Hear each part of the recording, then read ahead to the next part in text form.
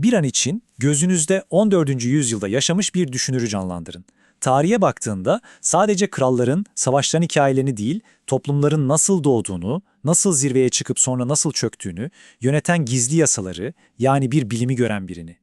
İşte o kişi, tarihin perdesini aralayıp bize sahne arkasındaki mekanizmayı gösteren İbni Haldun'du. Gelin şimdi onun gözleriyle tarihin akışını yeniden anlamaya çalışalım. Her şeyin başında İbni Haldun'un fark ettiği temel bir sorun vardı.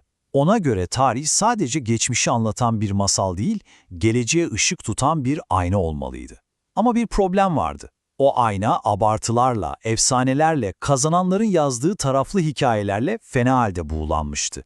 İşte İbni Haldun bu sisin ardındaki gerçeği, yani toplumları harekete geçiren o değişmez kuralları arıyordu.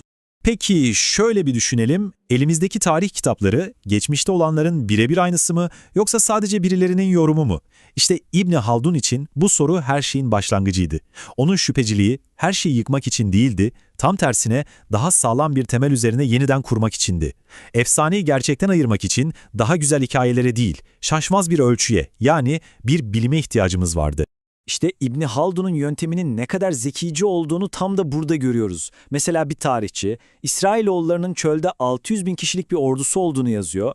İbni Haldun okuyor ve "bir saniye ya" diyor. Metnin kendisine değil, anlattığı şeyin gerçek hayattaki karşılığına bakıyor. Mısır'a giren 70 kişinin sadece 4 kuşak sonra bu sayıya ulaşması biyolojik olarak da, sosyolojik olarak da mümkün değil diyor. Yani aslında yaptığı şey ne? Tarihi dokunulmaz kutsal bir metin olmaktan çıkarıp aklın ve doğa kanunlarının mahkemesine sunmak. Ve bu akılcı bakış açısı sadece tek bir örnekle de kalmıyor tabii. Neler yok ki?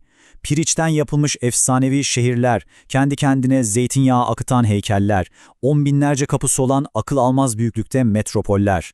İbni Haldun'a göre bütün bunlar sadece birer hayal ürünü değil, aynı zamanda mümkün olanın sınırlarını aşan iddialardı. Ona göre bir olayın tarihe geçebilmesi için her şeyden önce mümkün olması lazım. Yani insan toplumunun doğasına, kendi koyduğu adla Umran'ın yasalarına uyması şart. Peki İbni Haldun sadece bu yanlış, şu imkansız deyip bırakıyor mu? Asla. Onun asıl dehası sadece sorunu göstermesi değil, o soruna yepyeni, hatta o dönem için radikal bir çözüm getirmesi. Tarihi bu efsanelerin kaygan zemininden alıp bilimin sağlam temelleri üzerine oturtmaya karar veriyor. İşte o çözümün adı İlmi Umran, yani medeniyet bilimi.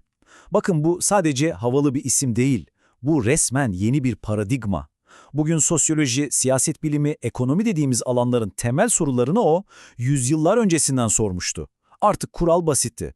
Bir olay, toplumun doğasına, Umran'ın kanunlarına uyuyorsa gerçektir, uymuyorsa efsanedir. Bu kadar net. Peki bu medeniyet bilimi dediğimiz devasa yapıyı, bu makineyi çalıştıran güç ne, o motor ne? İşte şimdi işin en can alıcı noktasına, her şeyin merkezindeki o gizemli güce geliyoruz. O gücün adı asabiyet. Türkçe'ye tek kelimeyle çevirmek biraz zor ama şöyle düşünün, bir toplumu birbirine kenetleyen o sosyal tutkal, o sarsılmaz biz bilinci. Ama bu sadece bir his değil, asıl olay bunun bir eylem gücü olması. Yani bir grup dağınık insanı alıp onları bir imparatorluk kuracak güce dönüştüren o sihirli formül, işte o asabiyet. İyi de bu kadar güçlü bir enerji nerede ortaya çıkıyor? İbn Haldun'un cevabı çok net. Medeniyetin o konforlu salonlarında değil, tam tersine çölün, dağların o zorlu koşullarında. Çünkü orada hayatta kalmak için birbirine tutunmak zorundasın. Dayanışma bir lüks değil, bir mecburiyet. Ama ne zaman ki o grup şehre yerleşiyor, lüksle refahla tanışıyor, işte o çelik gibi irade nesiller geçtikçe paslanmaya başlıyor. Konfor, asabiyetin en tatlı zehridir adeta. Ama durun, denklemde eksik bir parça var. Çünkü bu asabiyet tek başına kendi içinde kavga eden, birbiriyle rekabet eden gruplar yaratabilir. Bu ham enerjiyi bir araya toplayacak, ona bir amaç ve yön verecek bir şeye daha ihtiyaç var. İbni Haldun'a göre bu birleştirici güç çoğunlukla dini bir renktir. Yani ortak bir inanç bütün o farklı grupları tek bir amaç uğruna birleştirir ve ortaya durdurulamaz bir güç çıkarır. İşte şimdi bütün parçaları birleştirelim. Eleştiri, umran bilimi, asabiyet, bütün bunlar bir araya geldiğinde İbn Haldun'un belki de en meşhur, en sarsıcı teorisi ortaya çıkıyor. Medeniyetlerin döngüsü. Tıpkı bir insan gibi. Devletler de doğuyor, büyüyor, zirveye ulaşıyor, yaşlanıyor ve sonunda ölüyor. Ve bu döngü İbn Haldun'a göre neredeyse kaçınılmaz. Bir doğa kanunu gibi işliyor. 5 aşaması var. 1. Dışarıdan gelen, asabiyeti tavan yapmış dinamik bir grup, içeride çürümüş olan yönetimi devirir. 2. Gücü ellerine alıp devleti sağlamlaştırırlar, düzeni kurarlar. 3. Zirve dönemi. Refah, lüks, sanat, kültür, her şey harikadır. Ama işte tam bu zirve aslında sonun başlangıcıdır. Çünkü o refah asabiyeti yavaş yavaş eritir. 4. Artık bir rehavet, bize bir şey olmaz havası çöker. Ve 5. Son. İçeriden zayıflamış olan bu devleti, surların dışında bekleyen yepyeni, dinamik ve asabiyeti güçlü başka bir grup gelip yıkar ve tarih çarkı yeniden dönmeye başlar. Peki tamam, bütün bunları anlattık. Bu analizler İbni Haldun'u bizim için neden bu kadar önemli kılıyor? Onu düşünce tarihinde nereye koymalıyız?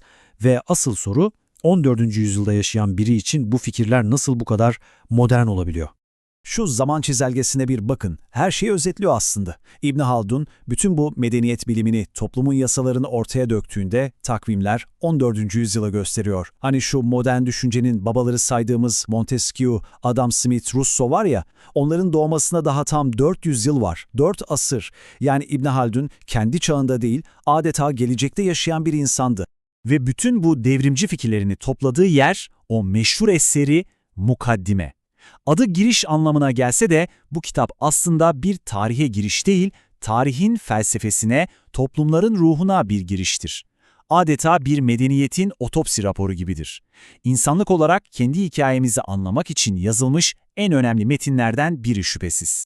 Özetle İbn Haldun'un bize bıraktığı en büyük miras şu: tarihte ne oldu sorusundan neden oldu sorusuna geçişi sağlaması.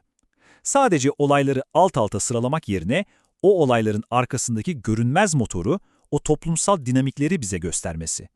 Bize adeta tarihe bakarken takabileceğimiz özel bir gözlük hediye etti. İşte şimdi o gözlükleri takıp bugüne, yaşadığımız dünyaya bakma zamanı. İbn Haldun'un tam 600 yıl önce anlattığı bu döngü, yani o yükseliş ve çöküş hikayesi, günümüz dünyası için yükselen yeni güçler, zayıflayan eski imparatorluklar için hala bir anlam ifade ediyor mu? Ne dersiniz? Medeniyetlerin kaderi gerçekten de böyle bir döngüye mi hapsolmuş durumda? Yoksa bizler bu döngüyü kırabilir miyiz? İşte bu soru belki de İbn Haldun'un bize bıraktığı en değerli ve en güncel mirastır.